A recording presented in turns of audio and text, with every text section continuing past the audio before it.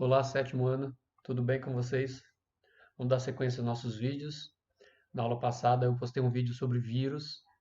Nós vimos o bacteriófago, por exemplo, né? Vimos alguns exemplos de doenças causadas por vírus. Agora nós vamos ver o reino dos moneras, que é o reino que constitui as bactérias e as arqueias.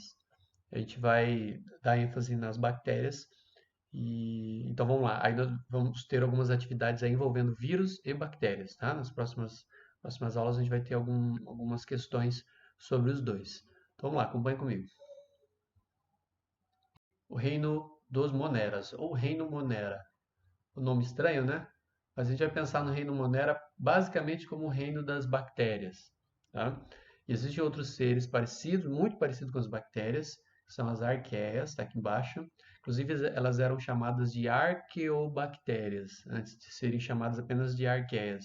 São muito parecidos com as bactérias. A gente vai ver isso agora. Está dizendo assim: o reino dos moneras reúne seres unicelulares, característica dos moneras, seres unicelulares e procarióticos ou procariontes. O que é isso aqui? Ser unicelular vocês já sabem, né? Vocês lembram. Opa, vou arrumar aqui, tá muito, a ponta da caneta está muito grossa. Aqui. Seres unicelulares, uma única célula. Só tem uma célula. Bactérias são assim, alguns protozoários são assim, alguns fungos são assim. Só tem uma única célula. Não é o caso dos animais, das plantas. O ser humano tem trilhões, né? Sei lá, 60 a 120 trilhões de células no corpo humano. Então nós somos pluricelulares, mas existem seres com uma única célula, são unicelulares, que é o caso dos moneras. Então, primeira coisa, para ser monera é unicelular. Todos os unicelulares são moneras? Não, mas requisito dos moneras é unicelular. Outra coisa, ser procariótico. O que é um ser procariótico? É aquele ser que tem aqui a membrana, ele tem a membrana, aí depois lá dentro dele tem, vou colocar aqui colorido, ele tem dentro dele o citoplasma, vou desenhar um citoplasma aqui, olha lá, o citoplasma, e tem o que dentro dele? No caso dos eucariontes, ele tem núcleo. No caso dos procariontes, eles não têm núcleo. Então aqui, ó, o DNA dele está solto aqui, ó. Está solto aqui dentro. Está solto dentro do citoplasma. Aí tem outras organelas, né? Mas aí o material genético dos procariontes está assim, preso. No caso dos eucariontes, tem um núcleo aqui, ó. Tem um núcleo assim, ó. Isso aí seria eucarionte, certo? Então, protozoários são assim, fungos são assim, as células dos animais, dos vegetais são assim, tem esse núcleo. Mas os procariontes não tem núcleo. Olha lá, retirei, fica assim, o material genético fica solto no citoplasma, beleza? Então, isso é característica dos moneras, ser unicelular e procarionte. Seguindo, diz assim, seus representantes são as bactérias e as arqueias. Então nós temos as bactérias e as arqueias, são os exemplares do grupo dos moneras. Há poucas décadas, com o avanço das pesquisas, foi possível diferenciar esses dois tipos de seres procarióticos. Então, antigamente achava que era tudo uma coisa só, tudo bactéria. Agora não, agora já sabe que as arqueias são um tipo, as bactérias são outro tipo. Aí diz assim que passaram a ser classificados em dois domínios diferentes. Então nós temos aqui primeiro as arqueias. A gente vai ver as arqueias rapidinho e depois a gente vai se ater mais às bactérias, tá? Deixa eu subir aqui. Então tá assim, ó. Aqui só um detalhe aqui importante que está aqui do lado, ó. Todos aqueles seres que não têm núcleo dentro da célula são classificados no reino Monera. Todos aqueles que, vou baixar aqui de novo, todos aqueles que são formados assim, ó, com citoplasma e o DNA solto no citoplasma, são moneras, tá bom? Bom, uma coisa que os moneras têm também, vou até tentar desenhar aqui de uma outra forma, deixa eu colocar aqui uma cor, sei lá, vou colocar verde. Verde, assim. Uma outra coisa que os moneras têm aqui em volta, fora do, do, da membrana, fora da membrana eles têm uma parede celular. Aqui eu fiz verde, mas na verdade não tem cor. Tem uma parede celular do, da membrana plasmática. Então eles têm parede celular, membrana plasmática, citoplasma, que está em azul, e aí o material genético solto no citoplasma. Ok? Então tem uma parede celular também. Seguindo. As arqueias, então. As arqueias são encontradas em diversos ambientes. Muitas delas conseguem sobreviver em ambientes com condições extremas. Então, elas vivem em locais difíceis para ter vida. Como o quê? Pântano, onde tem baixa disponibilidade de oxigênio. Salinas, que são aqueles locais onde tem muito sal, grande concentração de sal. Poças de origem vulcânica, na boca de vulcões e geysers, que é aqueles locais onde sai aquele vapor quente, né? Ou geysers, mesma coisa. A temperatura é muito alta. Então eles gostam desses ambientes assim difíceis para o desenvolvimento da vida. As arqueias são procarióticas, então elas não têm núcleo, assim como as bactérias, beleza? Porém, diferem delas significativamente em relação a outras características, como a composição genética. A genética das arqueias é diferente da genética das bactérias, o material genético é diferente. Bom, outra diferença é na parede celular. A parede celular das arqueias tem substâncias diferentes das substâncias presentes nas paredes celulares das bactérias. Aqui tem uma imagem, vou subir aqui para vocês darem uma olhada.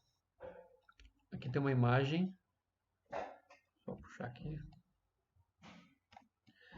Isso daqui, ó, tá escrito aqui do lado. Isso aqui é o Parque Nacional de Yellowstone. Vocês já devem ter ouvido falar. É um parque famoso nos Estados Unidos. Vocês já ouviram falar do Zé Colmeia? Zé Colmeia é um personagem de desenho que ele vive no parque de Yellowstone. E esse parque existe de verdade. Então tá aqui o parque. E esse parque é o seguinte, ele tem locais assim, ó, com onde sai um material vulcânico ali, ó, tá saindo um vapor ali de água, tem água quente nesse lugar, então tem magma a poucos quilômetros abaixo da superfície, tá? Tem o magma ali e aquece a água e nós temos os geysers, ou geysers que emitem esses vapores para cima. Então o que acontece? Na boca desse lugar aqui, tem as arqueias. As arqueias vivem ali. Lugar muito quente, elas vivem ali, tá? Então, vamos para o que nos interessa mais, que são as bactérias. Deixa eu subir aqui, baixar aqui, aqui. Olha lá, página 50, tá? Quem quiser acompanhar com o livro aberto, essa aqui é a sequência que nós estamos tomando aí. Agora aqui, as bactérias. São encontradas em diversos ambientes. Elas podem ser parasitas ou de vida livre. Qual é a diferença de parasita para vida livre? Parasita é aquele que vive em função de outro, vive sugando de outro, né? Ele explora o outro ser. Ele pode viver dentro e causando doenças, pode viver fora, mas também sugando e causando doenças e problemas. Já os de vida livre, não. Vida livre é um ser que não explora o outro. Ele pode se alimentar de outros seres, né, capturando, mas não, ele não fica sugando e tirando nutrientes de outro ser, tá? Por exemplo, a gente pode dizer que na vida, entre os animais, o carrapato ele é um parasita, ele suga o sangue, ele vive, sei lá, no couro lá do boi, sugando o sangue dele. Ele é um parasita, ele vive disso. Inclusive, ele causa doença no boi, né? Desnutrição e também outras doenças. Já, sei lá, sei lá, o cachorro. O cachorro ele não é parasita, ele vive livre, ele captura, né? Ele come, mas ele não explora e suga outros animais. É, causando até doenças nos outros. Então, essa é a diferença. Aí diz assim, as bactérias então são parasitas ou de vida livre, pode viver no solo, pode viver na água doce ou na água salgada, pode viver em suspensão no ar, inclusive, em gotículas no ar, ou em associação com outros seres vivos, fazendo mutualismo, vive junto com outros seres e se ajudando mutuamente. Depois diz assim, há muitas bactérias no corpo humano. Elas se distribuem pelos diferentes tecidos. Então, todo lugar que você imaginar no corpo humano tem bactérias, dentro e fora do corpo. órgãos, tecidos e órgãos, e muitas têm funções relevantes. Então você tem bactérias dentro do seu corpo que te ajudam a sobreviver. Então, vamos ver aqui do intestino, as bactérias vivem no intestino, é o que está dizendo aqui, ó.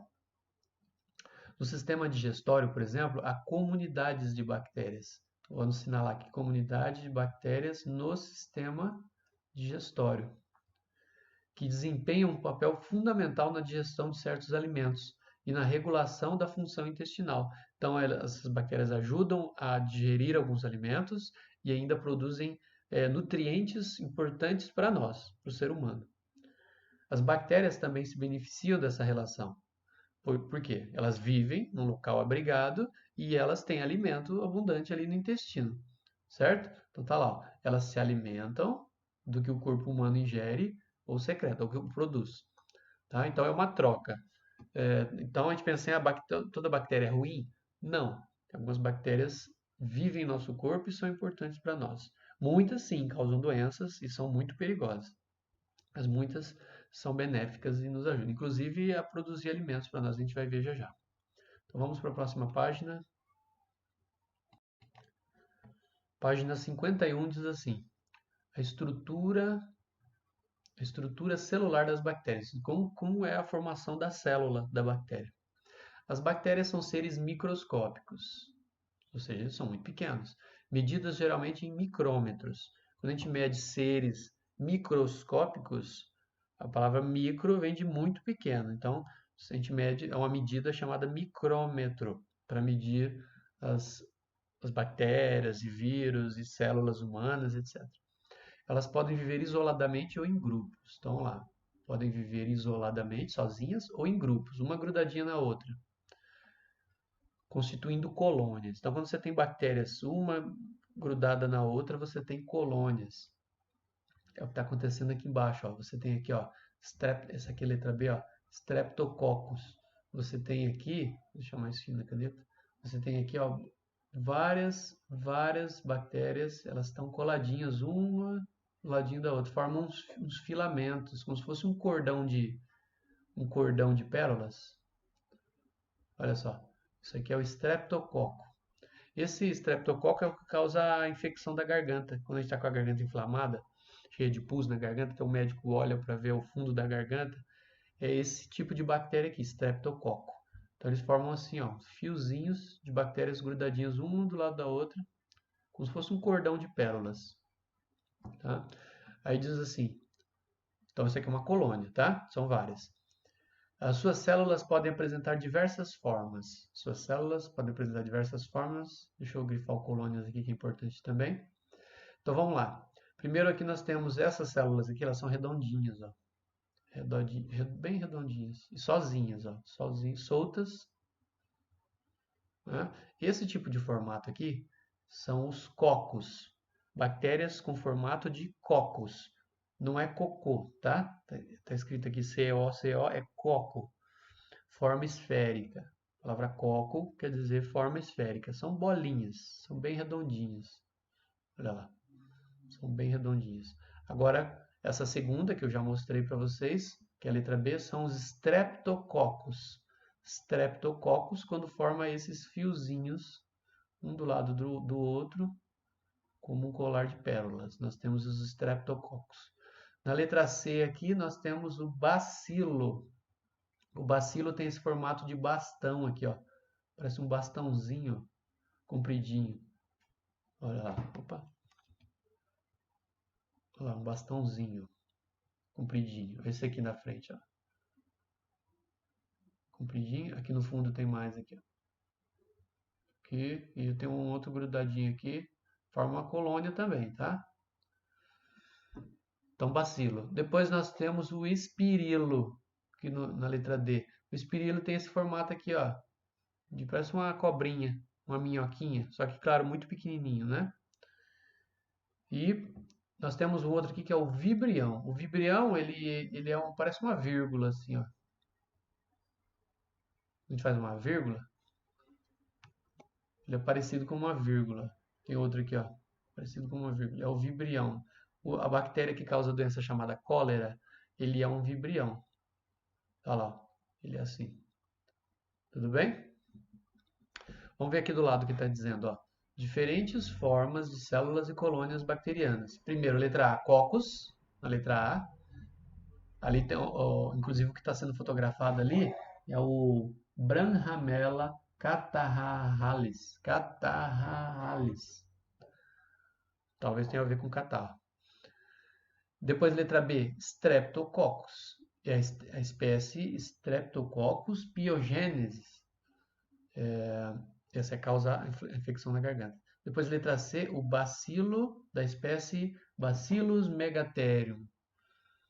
Depois nós temos o espirilo, que é o letra D, tá aqui, ó, letra D, espirilo. Esse espirilo que está aí é o Spirillum volutans. E por último, os vibriões. Esse vibrião que está aí na imagem é o Vibrio cholerae, que é o da cólera, tá? É o vibrião que causa a doença da cólera. Depois, seguindo aqui embaixo, as células bacterianas possuem 4 partes principais. Então, são 4 partes principais. A parede bacteriana, que eu desenhei lá na página anterior de verde, né? Depois nós temos a membrana plasmática.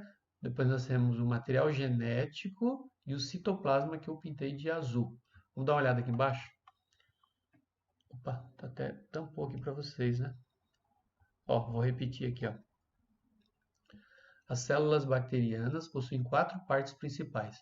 Parede, deixa eu destacar aqui, parede bacteriana, ou parede celular, membrana plasmática, material genético e o citoplasma. Agora deixa eu subir mais aqui para mostrar a estrutura da bactéria. Então tá ali, ó. Vou assinalar aqui, estrutura da bactéria. Citoplasma, essa parte que preenche a célula. A membrana plasmática, essa fininha aqui, tá aqui, ó, não tá aqui. Essa bem fininha que tá aqui, em volta da bactéria. Essa aqui é a membrana. E aí nós temos ali o DNA, que é o material genético, está aqui dentro, e repare que está solto dentro do citoplasma, não tem um núcleo.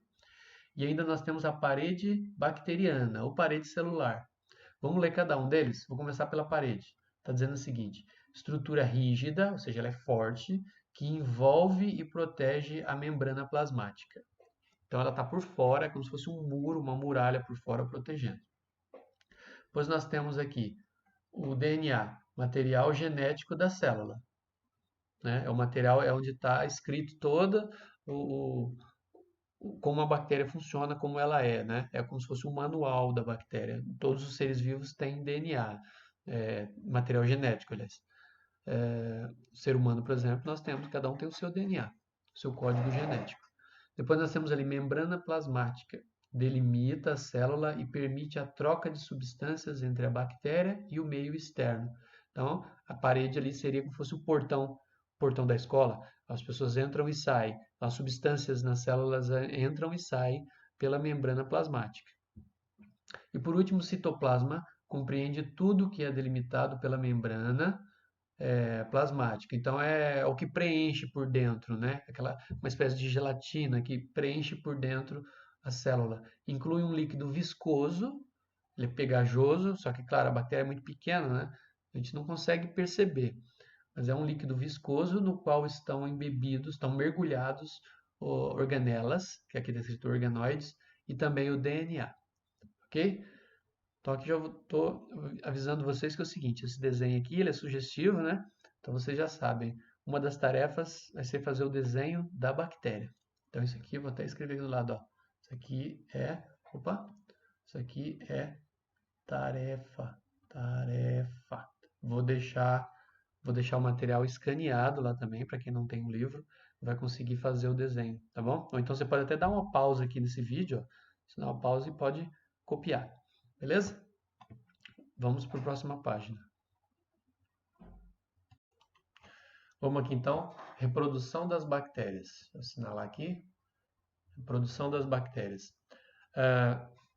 A maioria das bactérias se reproduz pela divisão da bactéria mãe em duas bactérias filhas idênticas. O nome desse processo é divisão binária. As bactérias podem se reproduzir rapidamente. Tá? Se tiver alimento suficiente no local, nutrientes no local, as bactérias em 20 minutos elas já começam a reprodução. Então tá aqui, ó. Uma única bactéria pode dividir-se a cada 20 minutos. Então, uma bactéria viram duas em 20 minutos. Mais 20 minutos já são 4. Mais 20 minutos já são 8. Depois 16, 32, 64. E olha só, em 24 horas depois, se tiver nutrientes suficientes, já serão 7 bilhões de bactérias no local.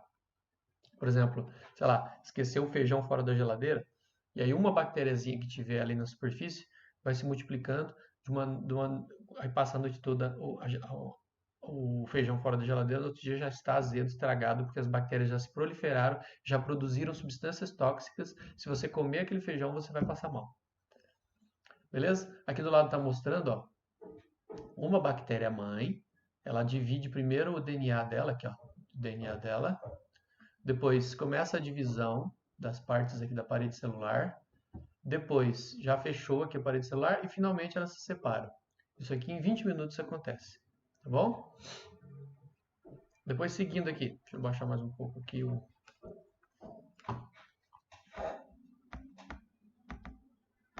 Deixa eu subir aqui. As bactérias na cadeia alimentar. Acho que eu vou espirrar. Vamos lá. As bactérias na cadeia alimentar. As bactérias são muito importantes para o funcionamento dos ecossistemas. As autotróficas são capazes de produzir seu próprio alimento. Por exemplo, bactérias que fazem fotossíntese. Elas podem ser fontes de alimento para outro ser vivo, as heterotróficas. Então, um ser autotrófico serve de alimento para um heterotrófico. Um exemplo fora das bactérias. O capim. O capim ele é autotrófico, ele faz fotossíntese, precisa da luz do sol para produzir os seus nutrientes, açúcares lá dentro da folha do capim, para ela mesma sobreviver. O boi é heterotrófico, ele come o capim. Então, o ser heterotrófico ele precisa se alimentar de outro para sobreviver. O autotrófico não, no caso da planta. Ela produz o próprio alimento através da fotossíntese. E aí, nós temos ainda os decompositores, ou bactérias decompositoras, ou as parasitas. Elas também dependem de outros seres vivos para se alimentar. Bactérias que fazem decomposição da matéria orgânica e também bactérias que vivem como parasitas. Bactérias que vivem no nosso intestino, elas se alimentam do nosso alimento, elas não produzem o próprio alimento. Até porque dentro da barriga não bate sol, né? Não dá para fazer fotossíntese. Depois, de acordo com a sua forma de nutrição, a maneira com que eles se nutrem, as bactérias podem ser divididas em bactérias autotróficas fotossintetizantes. O exemplo são as cianobactérias. Elas têm um pigmento chamado clorofila e com essa clorofila elas fazem a fotossíntese. As bactérias fotossintetizantes, junto com as algas no mar, são as responsáveis pela maior parte do oxigênio do planeta. A maior parte do oxigênio do planeta vem de bactérias e algas fotossintetizantes, que fazem fotossíntese. Eles habitam principalmente o ambiente aquático, o mar. No mar, nos rios, nos lagos, mas a maioria nos oceanos. Depois nós temos as bactérias autotróficas quimiosintetizantes. A de cima era fotossintetizante, a de baixo é quimiosintetizante. Essa daqui ela usa substância química. Substâncias químicas, como compostos de ferro, de enxofre e de nitrogênio, para produzir o seu próprio alimento. Independentemente da luz. Então, essas bactérias podem viver em locais escuros, como o fundo do solo, alguns metros ou quilômetros abaixo do solo, dentro de cavernas, no fundo do mar, nas profundezas do oceano, onde não tem luz, elas podem sobreviver porque elas fazem quimiossíntese de energia. Depois nós temos aqui bactérias patogênicas. São aquelas que podem causar doenças no ser humano e em outros seres vivos. Essas doenças podem ser simples, como a acne, que é as espinhas, cravos e espinhas. Pode ser também a cárie do dente, causada por bactérias, os buraquinhos do dente causados por bactérias que se alimentam do açúcar que estão acumulado no dente, se você não escovar o seu dente direito. Mas também nós temos doenças graves. Vou assinalar as graves aqui, ó. Hanseníase, que é a lepra, é uma doença de pele. A meningite, que é uma inflamação da meninge, que é uma membrana que tem no cérebro.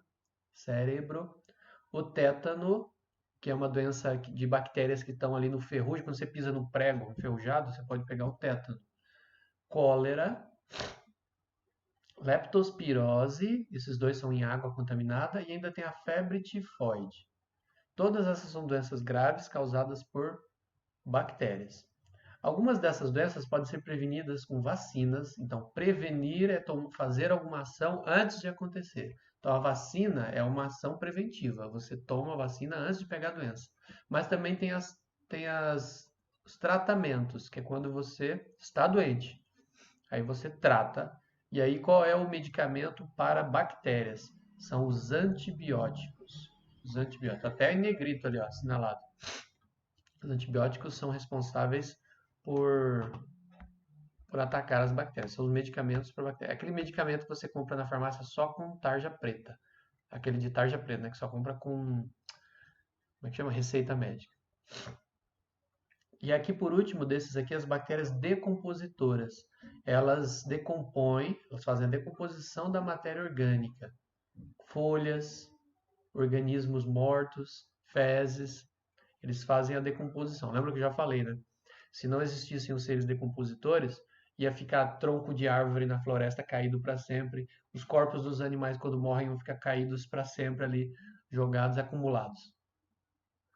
Então, ele transforma a matéria orgânica em substâncias simples que podem ser novamente incorporadas na cadeia alimentar. Ou seja, volta para a natureza essas substâncias que ficam simples e começa tudo de novo. Por exemplo, lá uma folha seca está sendo decomposta no chão por bactérias e fungos em substâncias simples que vão virar adubo para outra planta que vai crescer e vai começar tudo de novo. Beleza? Então vamos para a próxima página. Tá aqui, ó, tem um texto sobre leptospirose, mas eu quero ler aqui embaixo primeiro, ó. Aqui embaixo primeiro. As bactérias e a biotecnologia. Vou assinalar aqui. As bactérias e a biotecnologia. Diz assim: a tecnologia que emprega os conhecimentos sobre os seres vivos, geralmente com objetivos produtivos. Então, quando a gente usa tecnologia para adquirir conhecimentos com objetivos produtivos, para produzir, é a biotecnologia. Então, aliás, os conhecimentos sobre os seres vivos. De novo, ó, tecnologia que emprega os conhecimentos sobre os seres vivos com objetivos produtivos. A gente produzir algo para ganhar dinheiro, para produzir para a humanidade. É a biotecnologia. A produção de antibióticos, de vitaminas, de laticínios, vinagre e metano, né, que é um combustível, o metano é um combustível, por exemplo, é feita com o uso de bactérias. Uso de bactérias para produzir tudo isso aí. Sabia? Até o vinagre que você toma, você coloca na salada lá, para produzir o vinagre é usado bactérias para produção. As bactérias também podem ser manipuladas geneticamente para que se obtenham produtos de interesse humano. Então, as bactérias também podem ser manipuladas geneticamente para que elas obtenham um produto com mais eficiência ou um produto específico. Por exemplo, olha lá, vai dar um exemplo aqui, ó. Algumas bactérias podem receber fragmentos de DNA de outros seres vivos. Então, a gente pega o DNA de um ser vivo e pega um pedacinho que me interessa do DNA, que produz uma substância, coloca numa bactéria. A bactéria vai passar a produzir aquela substância que o outro ser produzia. Então, olha só, elas são induzidas a produzir materiais de interesse, como a insulina humana. A insulina é uma substância que o ser humano fabrica para poder, fabricado no pâncreas, fabrica para poder que o açúcar entre dentro das células. Quando a gente não fabrica essa insulina, a gente tem uma doença chamada diabetes. E o que acontece? A gente pegou um pedacinho do gene humano, colocou em algumas bactérias e elas começaram a produzir essa insulina para nós. Então, no laboratório, né, laboratório de ciência lá de diabetes, que estuda diabetes, tem bactérias que produzem insulina. Essa insulina é separada e é injetada através de injeção nas pessoas que têm diabetes. Há também bactérias que podem ser utilizadas no processo de Biorremediação. O que é isso? Ela emprega seres vivos para descontaminação de ambientes. Então, a gente usa seres vivos para descontaminar. Elas são capazes de degradar óleos e outros poluentes. Então, por exemplo, você tem lá derramamento de petróleo. Quem que vai, se o petróleo fica ali flutuando no oceano muito tempo, ele vai ser degradado, vai ser decomposto. São bactérias que fazem isso. Tá? Então, elas podem ser usadas em alguns lugares para fazer limpeza, retirando-os então do ambiente. Ok? Tudo isso é biotecnologia, é o ser humano usando as bactérias para o nosso bem, para que a gente tenha benefícios na sociedade. Agora aqui em cima, vou subir aqui em cima para mostrar sobre a leptospirose, bem rapidinho. Deixa eu colocar aqui para caber o texto todo. A leptospirose é uma doença infecciosa febril, causa febre, aguda, potencialmente grave. Então, vou assinalar isso aqui, é uma doença grave. Leptospirose é uma doença grave, causada por uma bactéria. O nome dela é Leptospira interrogans. É uma zoonose, ou seja, uma doença de animais, que ocorre no mundo inteiro. No mundo inteiro existe, exceto nas regiões polares. Claro, é muito frio, muito frio, não tem, até tem poucos animais e a bactéria não se desenvolve bem nesses locais. Acomete roedores, então ela está presente em roedores, em ratos e outros mamíferos silvestres. É um problema veterinário relevante, atingindo animais domésticos. Então, é a doença que atinge animais domésticos, a leptospirose, cães e gatos. E outros de importância econômica, como boi, cavalo, porco, cabra e ovelhas. Isso, né, atingindo esses animais, vai causar prejuízo para o ser humano. Esses animais, mesmo quando vacinados, podem tornar-se portadores assintomáticos. Ou seja, mesmo quando eles tomam a vacina, eles não ficam doentes, não ficam com febre, fracos e tal. Mas eles são portadores assintomáticos. O que é isso? Não tem sintoma, eles não sentem nada. E eliminar a bactéria junto com a urina. Ele faz xixi e elimina a bactéria. O rato de esgoto, o nome dele é Ratus novérgicus, aquele rato de esgoto, é o principal responsável pela infecção humana. É ele quem transmite para o ser humano a leptospirose. Por quê? Porque ele tem grande número na cidade. A bactéria, ela multiplica-se nos rins desses animais, dos ratos, por exemplo, sem causar danos. E é eliminado pela urina. Então, o ratinho faz xixi, né? E às vezes por toda a vida do animal. Então, às vezes o animal faz o xixi a vida inteira com a leptospira, a bactéria presente na urina. A bactéria então penetra através da pele e de mucosas, dos olhos, do nariz, da boca, ou através da ingestão de água. Você toma água contaminada e também alimentos contaminados. Olha essas pessoas aqui do lado, ó. Elas estão numa água suja aqui, possivelmente contaminada. Mas elas estão de bota aqui, né? Mas tem muitas pessoas que às vezes andam nessa água, crianças que nadam em água de alagamento, né?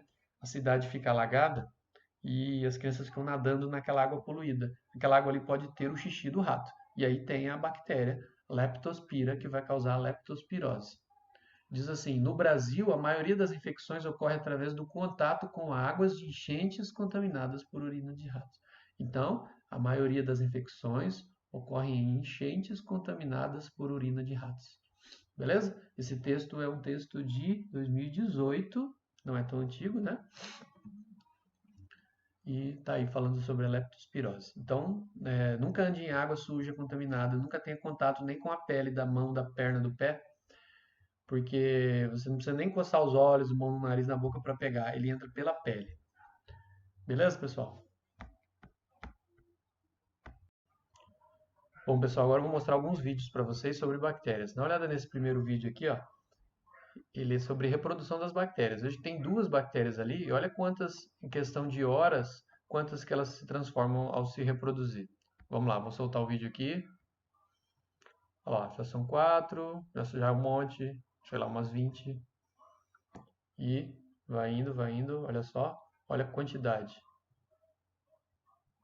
Muitas, né? Eram só duas. Próximo.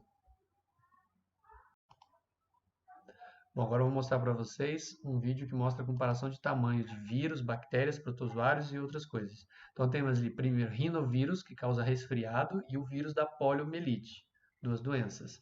Depois nós temos aí a influenza, que é o vírus da gripe, já bem maior, olha só. E aí depois nós temos o vírus da raiva, 0,15 micrômetros. Depois nós temos um bacteriófago, que é um vírus que ataca a bactéria. E aí nós temos esse daí que é o vírus da varíola, que é uma doença grave, causa um monte de bolinha na pele, pior que catapora. Depois estafilococcus, que pode causar, por exemplo, infecção pulmonar. Lactobacillus, que é uma bactéria que está presente no nosso intestino. Escherichia coli, é uma bactéria que pode causar infecção intestinal. Depois nós temos aí uma célula do glóbulo, é um glóbulo vermelho do sangue. Depois nós temos ali a levedura, que é um fungo que faz pão e cerveja. Depois nós temos uma célula da pele, 30 micrômetros. E nós temos aí um espermatozoide que tem 60 micrômetros. Não acabou, tem mais. Tem um grão de pólen das plantas, para a reprodução das plantas, com 90 micrômetros. E temos aí uma célula um neurônio, né? Uma célula do sistema nervoso, de 100 micrômetros. Depois nós temos um óvulo humano de 130 micrômetros. Aí nós temos protozoários.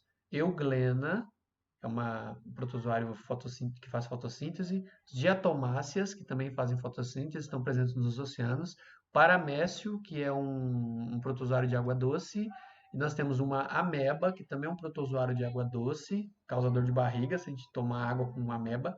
E o tardígrado, que é um bichinho que resiste em ambientes extremos. E por último, um ovo de rã. Um ovo de rã. Ok? Beleza. Bom, então para encerrar, vou pedir como tarefa para vocês, na página 51, vocês vão fazer esse desenho aqui da bactéria, certo? Colocando toda a descrição e a legenda. E a outra tarefa é o desenho dessa página aqui, página 52, esse desenho aqui pequenininho, ó, da reprodução das bactérias, tá? Faça o desenho, toda essa sequência, A, B, C, D, E, e escreve a legenda aqui que está explicando o que é o A, B, C, D, E aqui embaixo, tá? Só isso. Fez esses dois desenhos, então está concluída a tarefa. Ok, pessoal? Então, nos vemos no próximo vídeo. O próximo vídeo vai ter atividade também. E nos vemos no próximo. Um abraço, até a próxima.